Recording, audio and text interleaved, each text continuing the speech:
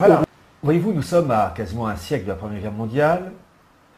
On va fêter, et c'est normal, souvenir de la Première Guerre mondiale, mais le problème, c'est qu'on ne va pas donner, sauf exception, et grâce à Meta TV, ça sera l'exception, la raison profonde à l'origine de la Première Guerre mondiale.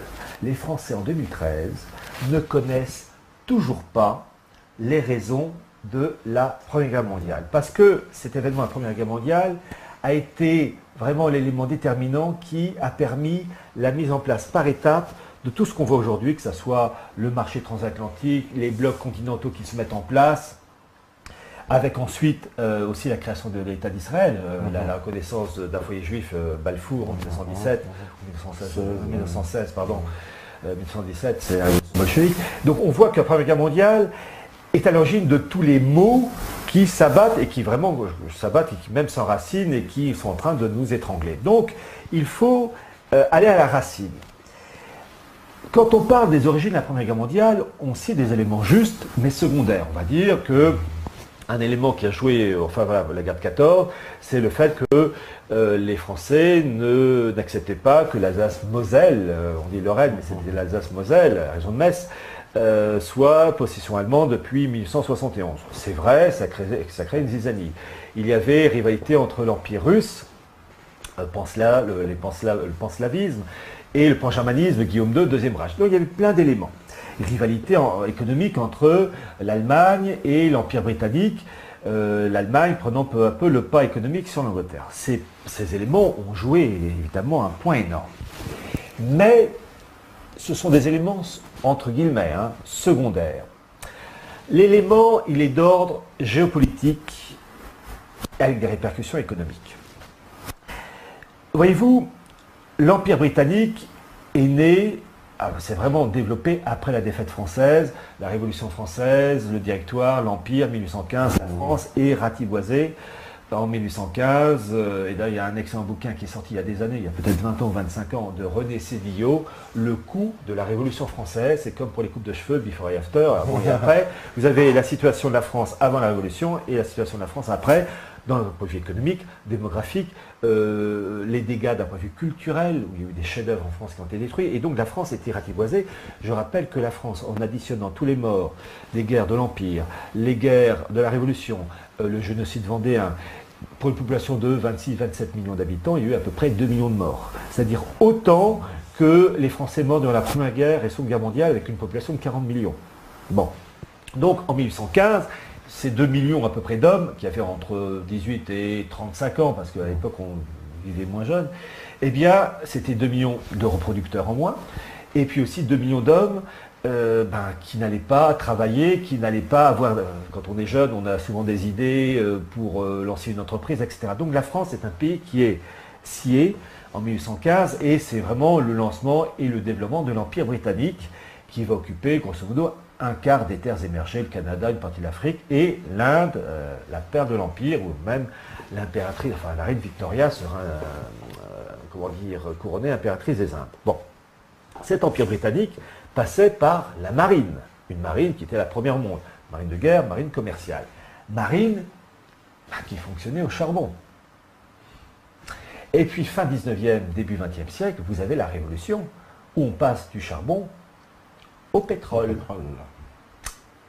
Et donc, c'était une mutation extraordinaire, puisqu'il a fallu, que ce soit pour l'Angleterre et puis pour toutes les grandes puissances, que ce soit d'un point de vue militaire et économique, enfin la flotte marchande, mettre les bateaux en cale sèche, enlever tout l'attirail pour les faire fonctionner au charbon, pour ensuite mettre les outils, enfin tous les éléments permettant de fonctionner au pétrole, enfin au mazout. Bon. Et cette mutation s'est faite pour les navires de guerre dans les années 1900, 1901, 1902, 1903. Bon.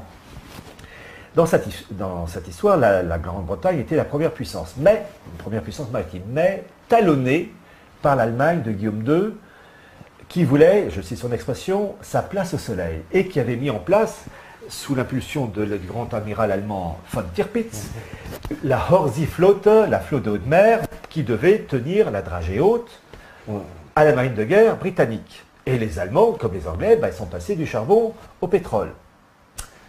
Voilà. Mais le pétrole, à l'époque, fin 19e, début 20e siècle, il est où? Côté péninsule arabique, Voilà. l'Euphrate, côté de l'actuel Irak. Alors il y avait aussi au niveau de la Perse, l'actuel Iran. Et là, on va commencer à toucher du doigt l'élément premier. L'Allemagne du Deuxième Reich de Guillaume II était liée et alliée à qui? L'Autriche-Hongrie. Et à l'Empire ottoman. Et l'Empire ottoman, ce n'était pas uniquement la Turquie actuelle, c'était la Turquie, plus une grande partie de la péninsule arabique. Il y avait quelques zones de la péninsule arabique qui échappaient à l'Empire ottoman, mais en gros, les pays actuels qu'on appelle Israël, Liban, Syrie, Irak, Koweït, et une grande partie de l'Arabie saoudite, faisaient partie de l'Empire ottoman, allié de l'Allemagne. Les zones pétrolières, ce sont les zones de l'actuel Irak qui se trouvent à Kirkouk et à Mossoul. L'Empire ottoman allié à l'Empire allemand. Et fin 19e siècle, les autorités politiques, économiques, militaires allemandes veulent lancer la création d'un sort de bloc économique unifié, Allemagne, Autriche-Hongrie, Empire ottoman, en particulier avec un élément capital qui est le Bagdad-Ban. Bagdad, la ville de Bagdad, et Ban, la voie ferrée. Alors on va voir la vue 15. Voilà. Alors, cette carte-là, elle provient d'un bouquin d'un grand monsieur, d'un grand historien français et professeur en relations internationales qui s'appelait André Sheradam, qui est mort dans les années 47. C'est lui qui a balancé l'information. Autant vous dire que côté anglo-saxon et allemand, ils connaissent l'histoire, mais en France, on ne connaît pas. André Sheradam a sorti un bouquin en 1916 intitulé Le plan pangermaniste démasqué. Et là, il montre alors deux choses. Vous avez en pointillé les États allemands et austro-hongrois, enfin les États de l'époque. Et en caractère gras, le noir gras, vous avez les frontières des années 1915-1917, ce sont les lignes de front à l'ouest, où une partie de la France est occupée de la partie nord, et puis à l'est, les frontières des armées allemandes et austro-hongroises qui ont marqué et grignoté l'empire des tsars. Voilà, donc c'est ce bloc.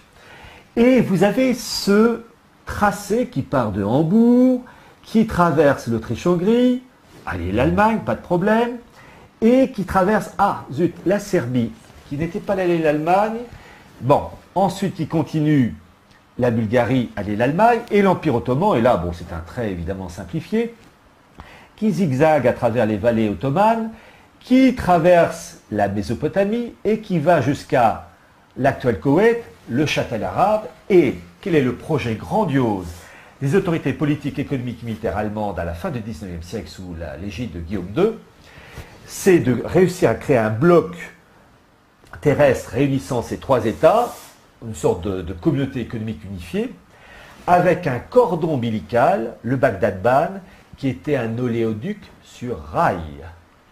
C'est-à-dire que l'Empire ottoman allié l'Allemagne, producteur de pétrole, eh bien l'Allemagne, avec cet oléoduc sur rail, le Bagdad-Ban, cette voie ferrée, eh bien avec cette voie ferrée, les Allemands contrôlaient la production et l'acheminement du pétrole. C'est eux qui contrôlaient le robinet du pétrole. Et en face, les Anglais disaient « Oh, shit ! Nous, Anglais, puissance maritime, première puissance maritime, économique, militaire, nous allons dépendre de la puissance terrestre allemande qui, alliée à l'Empire ottoman, pourra contrôler le robinet de pétrole quand ils le veulent. C'est-à-dire que nous perdons notre suprématie. Et c'est pas pour rien qu'avant la guerre de 14, vous avez plein de guerres balkaniques entre la Serbie, la Bulgarie, la Roumanie. Pourquoi?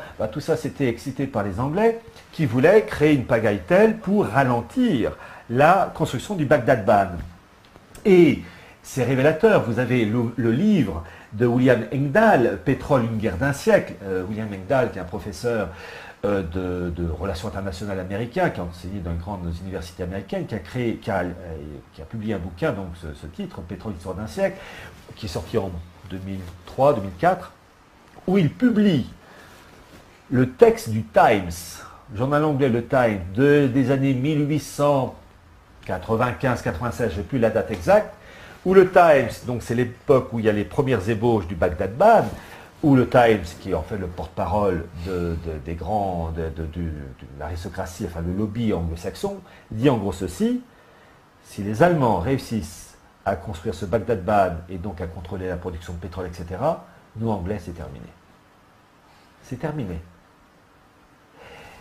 Et malgré les guerres balkaniques des années 1911, 12, etc., ce Bagdad-Bad se mettait peu à peu en place. Et la guerre de 14, qui, comme par hasard, a éclaté en Serbie, qui était le talon d'Achille de l'Allemagne, parce que, pour des raisons d'ordre géographique, la Serbie, une plaine, la plaine de Voïvodine, entre autres, était plus facile de passer cette frontière. Comme par hasard, comment elle s'appelle, Wina Mengdal, dans son bouquin, cite le nom de l'officier anglais qui travaillait au sein de l'état-major serbe et qui était là, en fait, pour surveiller la construction et l'évolution du Bagdad-Bad. Et pour dire, attention, attention, ils avancent, et si ça continue, nous autres Anglais, on va passer en seconde zone. Voilà, c'est ça. La guerre de 14, l'Angleterre a joué son va-tout. Si l'Allemagne réussissait à aller jusqu'au bout avec la construction de Bagdad-Bad et la création de ce bloc économique, Allemagne, Autriche-Hongrie, Empire ottoman, eh bien c'était terminé. Et ça allait encore plus loin, parce qu'en plus du Bagdad-Bad, donc, qui va jusqu'à l'actuel Koweït, qui n'existait pas, je rappelle que c'est au lendemain de la Première Guerre mondiale que l'Empire ottoman éclate, et comme par hasard, les Anglais, qu'est-ce qu'ils vont récupérer comme pays? L'Irak et le Koweït. Ils nous ont laissé les dates avec la Syrie et le Liban. Eh bien, qu'est-ce que voulaient faire les Allemands en allant jusqu'au Koweït? Ils voulaient construire une super base navale qui, partant du Golfe Persique, allait attaquer l'Inde, la terre de l'Empire britannique. Voilà, c'est ça la raison première à l'origine de la Première Guerre mondiale. C'est ça, les Anglais savaient que si le projet allait à son terme, c'était terminé pour eux. C'est ça. Et donc, le coup de l'Alsace-Lorraine, etc., oui, ça a joué. Donc ils embarquent la France un peu dans cette histoire. Parce que c'est l'alliance contre nature, France-Angleterre. Oui, mais là, ils avaient besoin d'un soldat sur le continent. Et je rappelle que la grande intervention britannique en Europe, c'est en 1915, les Dardanelles, enfin avec les Britanniques, les Australiens aussi, les deux Hollandais, Dardanelles, où il y a eu une tentative de débarquer des Anglo-Saxons donc au niveau du détroit de Bosphore. Pourquoi? Pour essayer de séparer l'Autriche-Hongrie d'un côté et l'Allemagne de l'autre, d'un côté, de l'Empire ottoman. D'où aussi l'action de Laurence d'Arabie, qui va essayer de mobiliser les Arabes contre l'Empire ottoman, parce que c'était vraiment la chose. Voilà, donc c'est ça l'élément premier, c'est le Bagdad-Bad, et c'est la Serbie qui était le talon d'Achille. Et je rappelle, au mois de mars 1999, quand il y a eu l'attaque de l'OTAN contre la Serbie, enfin la Yougoslavie de Milosevic, eh bien c'est la même histoire, car il devait avoir la construction d'oléoducs et de gazoducs passant à travers la Yougoslavie de Milosevic. Ce dernier ne voulait pas, parce qu'en gros ne voulait pas être assujetti au monde occidental, et on lui a fait la guerre. C'est mars 1999, c'est Sarajevo, c'est 1914, simplement ça n'a pas éclaté comme en 1914. C'est la même histoire, et d'ailleurs, à peine les Américains, en 1999, ont écrasé la Serbie avec l'aide des Allemands, parce que je rappelle que l'Allemagne a joué un grand rôle, dans l'éclatement de la Yougoslavie. La Yougoslavie, vous savez, l'histoire est ironique. Je cite cet exemple. Vous aviez des services secrets allemands en Albanie qui soutenaient les mouvements indépendantistes kosovars contre les Serbes. Eh bien, le dirigeant des services secrets allemands en Albanie s'appelait Kesselring, et son père était maréchal de la Luftwaffe qui avait bombardé Belgrade en 1941. Il y a des traditions familiales comme ça. Vas-y fiston, j'ai pas pu faire le boulot en entier. Je te repasse le flambeau. Voilà, bon, mais ça, c'est pas la télé qu'on va le dire. Donc, vous voyez, il y avait cette volonté d'établir ce Bagdad-Bad. Et ce qu'on a vu en 1914, c'est pour mettre fin à une tentative du monde anglo-saxon face à la tentative allemande de créer ce bloc unifié. Et ce qu'on a vu en mars 1999, c'est une autre version du Bagdad-Bad, mais via les oléoducs et les gazoducs qui devaient passer par la Yougoslavie. Milosevic ne le voulait pas, on lui a cassé la gueule. Et à peine la Yougoslavie écrasée, le Kosovo a accueilli la plus grande base américaine d'Europe, Bond Steel, qui est le premier employeur de Kosovars et qui est une vigie pour surveiller les oléoducs et les gazoducs qui passent dans la région, Turquie, etc. Voilà. Donc, c'est le Bagdad-Bad version moderne. Oui, déjà avec l'opération, la déclaration Balfour de 1916, qui reconnaît en plus un foyer juif en Palestine, et donc c'est l'ébauche, l'annonce de l'État d'Israël, qui verra le jour en 1948. D'ailleurs, je rappelle deux choses. Premièrement, la déclaration Balfour, c'est pas Balfour, Arthur Balfour, c'est Milner, Alfred Milner, qui était un grand, j'allais dire, oligarque anglais, et qui était le fils spirituel de Cecil Rhodes. Cecil Rhodes, qui est mort en 1902, qui est un homme extraordinaire.